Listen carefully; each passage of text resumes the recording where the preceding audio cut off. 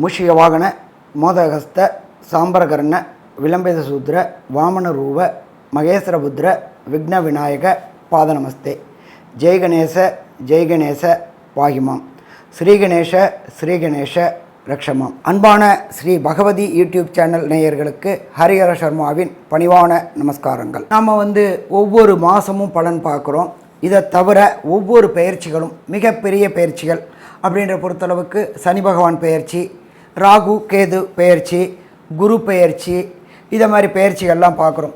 இப்போ எப்பொழுதுமே பொறுத்தளவுக்கு குரு பயிற்சி அப்படின்னாக்க சற்றேறக்குறைய ஒரு வருஷம், ராகு கேது பயிற்சி அப்படின்னாக்க சற்றேறக்குறைய 1.5 வருஷம், இதுக்கு அடுத்தது சனி பயிற்சி அப்படின்றது சற்றேறக்குறைய எப்போதுமே 2.5 வருஷம் வரும். ஆனால் இந்த ட்ரிப்பு பார்த்தீங்க அப்படின்னு சொன்னாக்க சனி பயிற்சியை பொறுத்தளவுக்கு சற்றேறக்குறைய 3 வருஷம் வருது. சரி, எதுக்குனால இந்த மாதிரி 3 வருஷம் வருது அப்படின்னு பார்த்தோம்னாக்க சனி பகவானை பொறுத்தளவுக்கு ரிட்ராகேஷன், அதாவது வக்ர நிலை அடைகிறது. வக்ரம்னாக்க பலம் இழந்து காணப்படுதல். இருக்கிறதுலேயே சனியை போல் கொடுப்பவரும் இல்லை, சனியை போல் கெடுப்பவரும் இல்லை. அப்போ சனி கொடுப்பதை யாராலும் தடுக்கவும் முடியாது, சனி கெடுப்பதை யாராலும் தடுக்கவும் முடியாது. நம்ம ஒரு சின்ன உதாரணம் பார்ப்போமே. இருக்கிறதுலையே பரம பவித்திரமானவர் நல சக்கரவர்த்தி. அந்த நல சக்கரவர்த்தியையே ஒரு 7.5 வினாழிக ஜலத்தில் முக்கி பலன் கண்டவர். அவரை போல கொடுப்பவரும் கிடையாது, அவரை போல கெடுப்பவரும் கிடையாது. அதே போல் பார்த்தோம்னாக்க நவ கிரகங்கள் 9 கிரகங்களில் எந்த கிரகத்துக்கும் ஈஸ்வர பட்டம் கொடுக்கல. ஈஸ்வர பட்டம் கொடுத்த ஒரே கிரகம் நம்மளுடைய சனீஸ்வர பகவானான சனி ஈஸ்வரன். அப்போ நியாயத்தை வழங்குபவன் சனீஸ்வரன். இவரை யாராலையாவது கண்ட்ரோல் பண்ண முடியுமா? இவருடைய தகப்பனான சூரியனாலேயே இவரை கண்ட்ரோல் பண்ண முடியாது. சரி, யாரால தான் சாமி கண்ட்ரோல் பண்ண முடியும்? எம்பெருமான் விநாயக பெருமானாலையும் ஆஞ்சநேயராலையும் தான் இவரை கண்ட்ரோல் பண்ண முடியும். அப்போ இந்த சனி பகவானை பொறுத்தளவுக்கு இந்த வருஷம் சற்றேறக்குறைய 3 வருஷம் இருக்கிறாரு. மார்ச் 2026 வரலும் இருக்கார். சரி, இப்போ இவர் இருக்கிறது அப்படின்ற பொறுத்தளவுக்கு இவர் வக்ர நிலையை அடைகிறாரு. வக்ரம் அப்படின்னாக்க பின்னோக்கி செல்வது, ரிட்ராகேஷன் அப்படின்னு பேர். ரிட்ராகேஷன் அப்படின்னாக்க ஒரு சில சமயத்தை பொறுத்தளவுக்கு ஒரு நட்சத்திர பாதம் வருவார், ஒரு சில சமயம் 2 நட்சத்திர பாதம் ரிட்ராகேஷன் வக்ரம் ஆகி வருவார். அப்படி பார்க்கும்பொழுது இந்த ட்ரிப்பு சனி பகவான் வக்ர நிலையை அடைகிறாரு. வக்ர நிலையை அடையிறது எந்த டேட்லேருந்து எந்த டேட்டு வரலும்ன்ற சொல்கிறேன். அதுக்கப்புறம் ஒவ்வொரு ராசிக்கும் அந்த வக்ர நிலை அடையிறதுனால என்னென்ன பலன்கள் அப்படின்றதையும் சொல்கிறேன். ஃபஸ்ட்டு சனி பகவானானவர் வக்ர நிலையை அடையிறது அப்படின்றது பொறுத்தளவுக்கு வக்ர நிலை தொடக்கம் 19/6/2024 அன்னைக்கு கிழமை அப்படின்றது வசந்த கிழமையான புதன்கிழமை. மத்தியானம் 3:09 சதய நட்சத்திரம் 3ஆம் பாத கும்பராசியில் ஆனி மாதத்துக்கு அது 5ஆம் தேதி வக்ர நிலையை அடையிறாரு. சரி, வக்ர நிவர்த்தி என்னைக்கு பெறாரு அப்படின்னு பார்ப்போமா? 4/11/2024 திங்கட்கிழமை மத்தியானம் 3:22 சதய நட்சத்திரம் 1ஆம் பாதத்துக்கு கும்பராசியில் வராரு. அதுக்கு தமிழ் மாதம் அப்படின்றது ஐப்பசி மாதம் 19.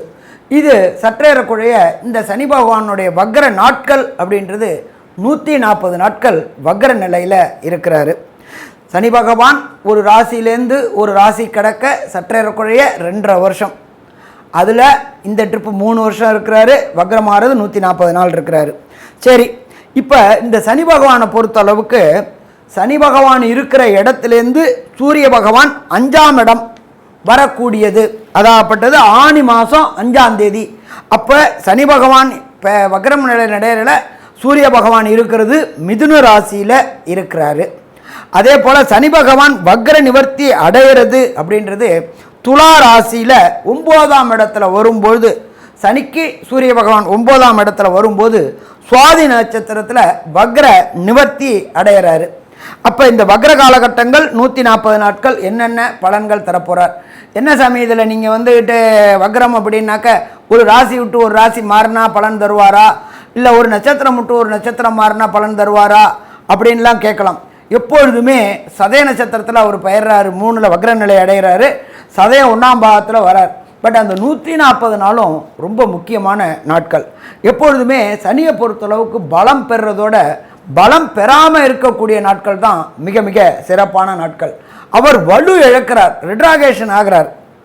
சரி, அடுத்தது இந்த சனி வக்ர நிலை அடையக்கூடிய நாளில் கிரகங்கள் என்னென்ன நிலவரத்தில் இருக்காங்க அப்படின்றதையும் ஃபஸ்ட்டு பார்த்துப்போம். அதை காலபுருஷ தத்துவத்துப்படி மேஷ ராசி முதல் ராசி. மேஷ ராசியில் செவ்வாய் பகவான், அடுத்தது ரிஷப ராசியில் குரு பகவானும், அடுத்தது மிதுன ராசியில் சூரிய பகவான், புத பகவான், சுக்கிர பகவானும், அடுத்தது காலபுருஷ தத்துவத்தின்படி 6வது ராசியான கன்னியா ராசியில் கேது பகவானும். அந்த சனி பகவான் வக்ரமாகிற நாள் சந்திர பகவான் இருக்கிறது விசாக நட்சத்திரம் 4ஆம் பாதத்தில், அதாகப்பட்டது விருச்சிக ராசியில் சந்திர பகவான் இருக்கிற நாளில் பெயர்றார். இதை தவிர கும்பராசியில் சனி பகவானும், அடுத்தது காலபுருஷ தத்துவத்தின் 12வது ராசியான ராகு பகவானும் இருக்கக்கூடிய நாட்களில் இந்த சனி வக்ரம் பெறாரு. இந்த வக்ர காலகட்டங்களில் என்னென்ன நற்பலன்களை தருவார், என்னென்ன கெடுபலன்களை தருவார் அப்படின்றத பார்ப்போம். அதே போல் சனி பகவானை பொறுத்தளவுக்கு எல்லாருமே ஜோதிட சாஸ்திரத்தை சொல்லுவாங்க, சனி பார்த்த இடம் பாழ் அப்படின்னு சொல்லுவாங்க, சனி நின்ற இடமும் பாழ் அப்படிம்பாங்க. அப்போ இந்த காலகட்டங்களில் கும்பத்தில் இருந்து சனி பகவான் சதய நட்சத்திரம் 3ஆம் பாதத்தில் இருந்து வக்ர நிவர்த்தி அடையக்கூடிய சதய நட்சத்திரம் 1ஆம் பாதம் வரலும் என்னென்ன நற்பலன்களையும் என்னென்ன கெடுபலன்களையும் தருவார் அப்படின்றத ஒவ்வொரு ராசிக்கா பார்ப்போமா? அன்பான தனுர் ராசி அன்பர்களே, உங்களுக்கு 3ஆம் இடத்துல சனி பகவான் இருக்கார்.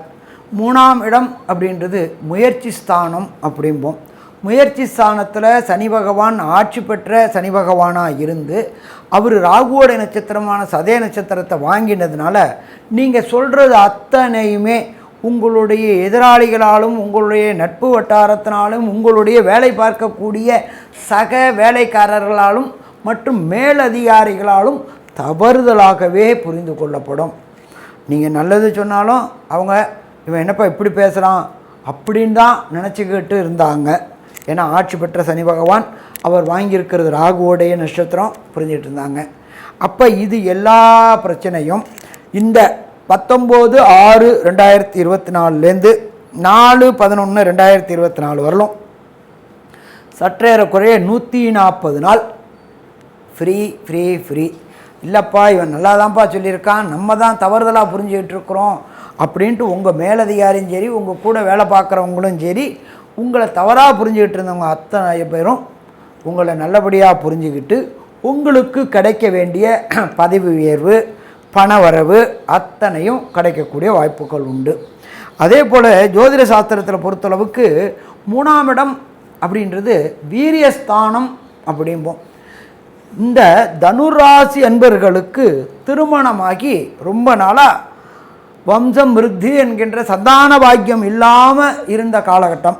அப்போ அந்த சந்தான பாக்கியம் வீரியஸ்தானம் நல்லபடியாக ஆகும்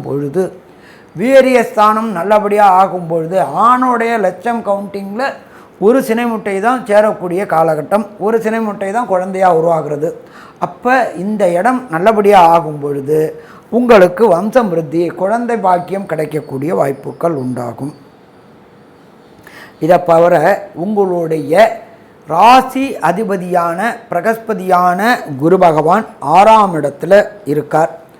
குரு 6ல் சுக்கிரனுடைய வீட்டில் இருக்கிறதுனால உத்தியோகம் கிடைக்காம தனுர் ராசி என்பவர்கள் கஷ்டப்பட்டுக்கிட்டு இருந்தாங்க. உத்தியோகத்தில் அவப்பெயர்களையும் அசிங்கங்களையும் பெற்றுக்கிட்டு இருந்தாங்க. உத்தியோகத்தில் ஒரு நிரந்தர தன்மையற்ற நிலையில் இருந்தாங்க. உத்தியோகம் இருக்குமா இருக்காதா அப்படின்னு இருந்தாங்க.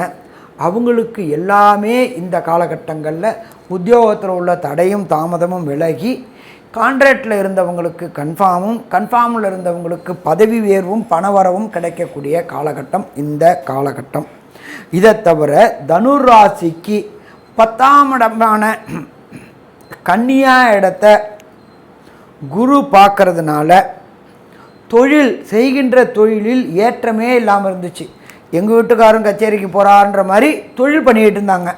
அப்போ தொழிலில் பொறுத்தளவுக்கு 10 ரூபா போட்டால் 100 ரூபா எடுக்கணும், 100 ரூபா போட்டால் 1000 ரூபா எடுக்கணும், 1000 ரூபா போட்டால் 10,000 ரூபா எடுக்கணும். அது மாதிரி எடுத்தால் தான் தொழில் அபிவிருத்தின்னு பேர். இங்கே போட்டால் 10 ரூபா போட்டால் 11 ரூபா எடுத்துக்கிட்டு இருந்தாங்க. அப்போ தொழிலில் ஒரு சுணக்கம் இருந்துச்சு, தொழிலில் ஒரு முடக்கம் இருந்துச்சு.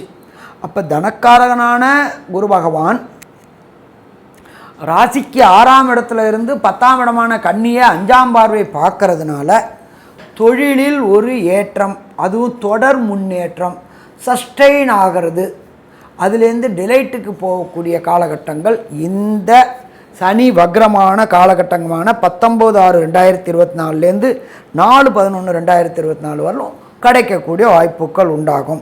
அப்போ நாம் இந்த காலகட்டங்களை பயன்படுத்திக்கணும். அதை தவிர சனி பகவானுடைய பார்வை, எப்போதுமே சனி பகவானை பொறுத்தளவுக்கு இயற்கை அசுபர் அப்படிம்போம். சனி பகவானை பொறுத்தளவுக்கு கெட்டவர் கெட்டிடணும், நல்லவர் நல்ல இடத்துல இருக்கணும். சனி பகவான் 3, 6, 8, 12 இது எல்லாமே துர்ஸ்தானம். கெட்டவர் கெட்டிடும் கெட்டிடுமாம் ராஜயோகம்.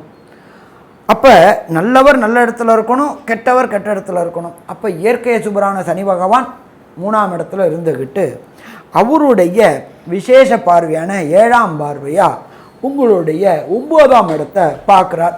9ஆம் இடம் அப்படின்றது ஜோதிட சாஸ்திரத்தில் உயர்கல்வி ஸ்தானம். இந்த உயர்கல்வியில் எல்லாருக்குமே இடைஞ்சல் ஏற்பட்டு இருந்துச்சு. சனி பார்த்த இடம் பாழ் அப்படின்றது தான் ஜோதிட சாஸ்திரத்தில். சனி நின்ற இடத்தையும் கெடுப்பார், பார்க்குற இடத்தையும் கெடுப்பார் அப்படின்றது. அப்போ அவர் நிற்கிற இடத்துலையே அவர் வலுவிழந்து போயிட்டார், அதான் வக்ரம் அடைஞ்சு போயிட்டார். தட் இஸ் கால்டு ரிட்ராகேஷன் ஆகி போயிட்டார்.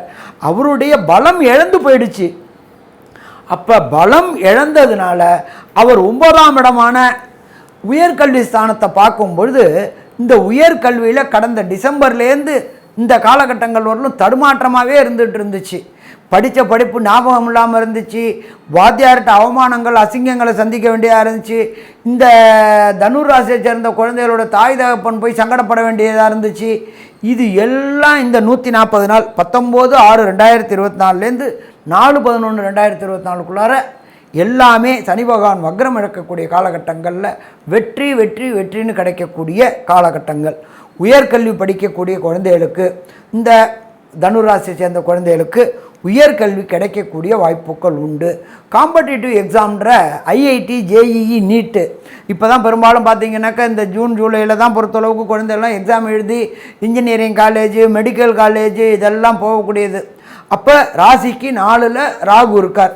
அப்போ ராசிக்கு 4ல் ராகு இருக்கிறதுனாலையும் 3ஆம் இடத்துல சனி வக்ரம் அடைகிறதுனாலையும் வெளியூர் வெளிமாநிலம் வெளிநாடு போகணும்னு நினைக்கக்கூடிய தனுராசி குழந்தைகளுக்கு எதிர்பார்த்ததுக்கு மேலே மார்க்கு கிடச்சி எதிர்பார்த்த யூனிவர்சிட்டி கிடைக்கக்கூடிய வாய்ப்புகளும் உண்டாகும். மொத்தத்தில் பார்த்தோம் அப்படின்னாக்க இந்த சனி வக்ர பயிற்சி தனுர் ராசிக்காரங்களுக்கு ஏற்றம் குடிக்கக்கூடிய காலகட்டம்னு சொல்லலாமா? கண்டிப்பாக ஏற்றம் கிடைக்கக்கூடிய காலகட்டம்னே சொல்லலாம்.